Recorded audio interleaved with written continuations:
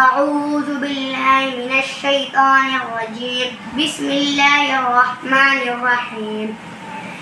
إذا جاءك المنافقون قالوا نشهد إنك لرسول الله والله يعلم إنك لرسوله والله يشهد إن المنافقين لكاذبون اتخذوا أيمانهم جنة فصدوا عن سبيل الله إنهم ساء ما كانوا يعملون ذلك بأنهم آمنوا ثم كفروا فطبع على قلوبهم فهم لا يفقهون وإذا رأيتهم تعجبك أجسامهم وإن يقولوا تسمع لقولهم كأنهم خشب مسندة يحسبون كل صيحة عليهم هم العدو فاحذرهم